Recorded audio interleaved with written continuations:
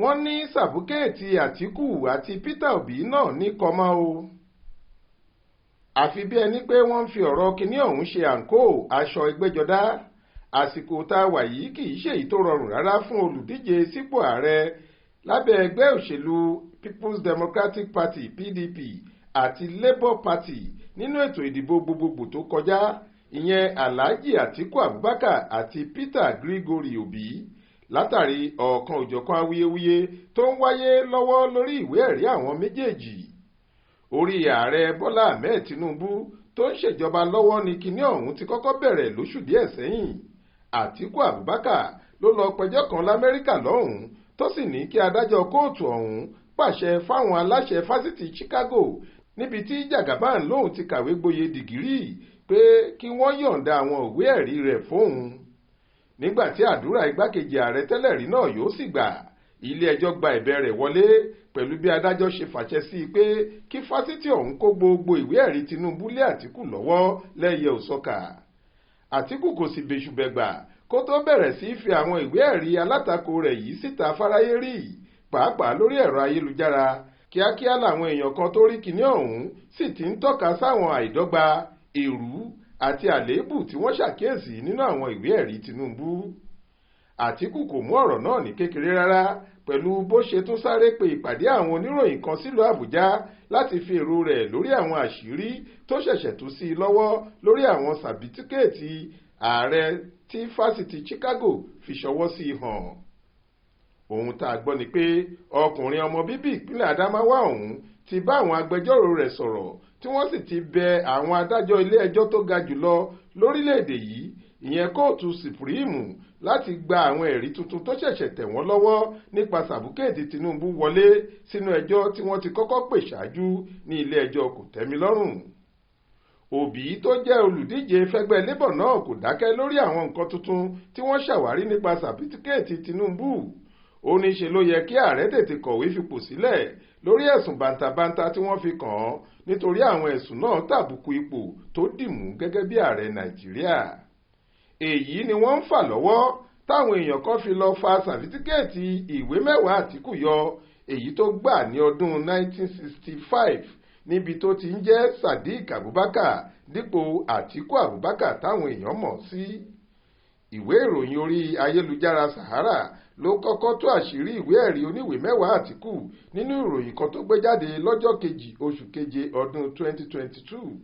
Sahara nínú àlàyé tó ṣe nígbà náà ní níbàámu pẹ̀lú àwọn ìwé ẹ̀rí tí Àtíkù kó fáwọn elétò ìdìbò, ìwé ẹ̀rí GC lásán ló lọ́ọ́ fi gboyè dìgírì ẹlẹ́ẹ̀kejì, ìyẹn másítàsì, èyí tó ní òun gbà nínú ìmọ̀ international relations ní fásitì Anglican Ruskin lórílẹ̀‐èdè Amẹ́ríkà lọ́dún 2021. Nígbà tó ń fèsì lórí àwọn ẹ̀sùn wọ̀nyí, Àtíkù nípasẹ̀ agbẹnusọ rẹ̀ olóyè Délé Mọ̀mọ́dù ní ariwo lásán làwọn ọmọ ẹgbẹ́ All Progressives Congress APC kàn fẹ́ máa pa, nítorí ẹ̀sùn tí wọ́n fi kan olùdíje fẹ́gbẹ́ People's Democratic Party náà kò lẹ́sẹ̀ nílẹ̀ rárá.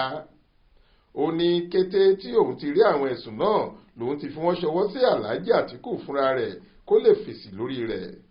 Èyí làwọn àlàyé tó ní Atiku ṣe nígbà tó ń sọ̀rọ̀ lórí àwọn ẹ̀sùn ọ̀hún.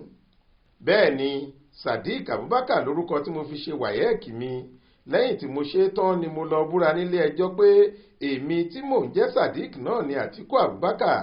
Mo lọ sí fásitì Ahmadu Bello gẹ́gẹ́ bí Atiku Abubakar. Mo ṣe ìdánwò níbẹ̀, bẹ́ẹ̀ ni mo sì yege pẹ̀lú orúkọ yìí kan náà. Atiku Abubakar lórúkọ tí mo lọ fi ṣe ìfọ̀rọ̀wánilẹ́nuwò nígbà tí mo fẹ́ gbaṣẹ́ ìjọba.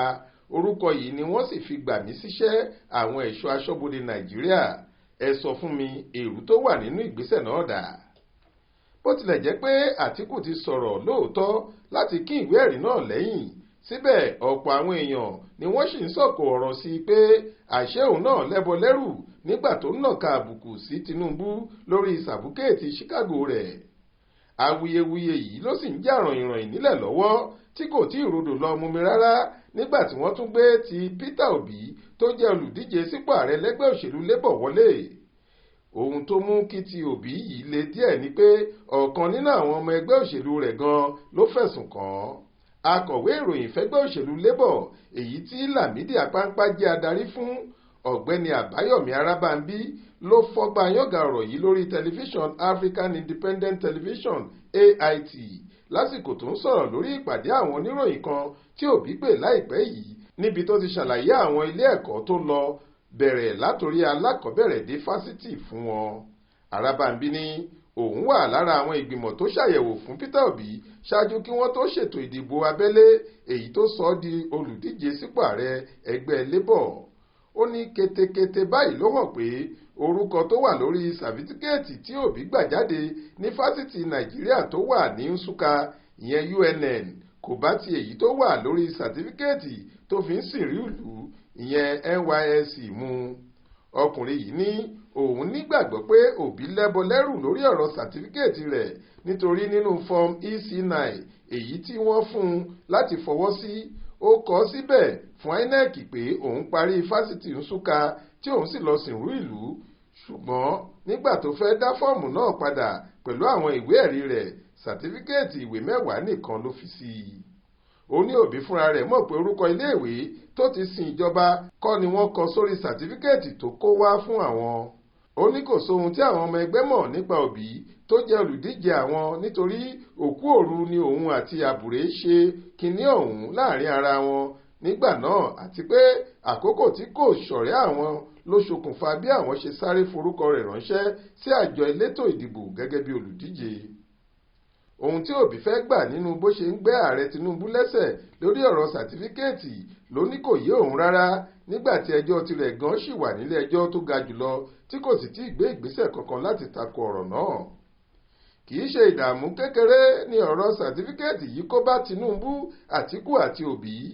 Kódà kò tí ì sí èyíkéyìí nínú wọn tàbí alátìlẹyìn wọn tó ti lè sọ pàtó ibi tọ́rọ̀ ọ̀hún yóò já sí. Olúṣèyẹ Ìyádé ló ṣàkójọ ìròyìn yìí fún iléeṣẹ́ tẹlifíṣàn Aláròye online. Faith Adébọ́lá ló kà á sétí ìgbọ́ yín.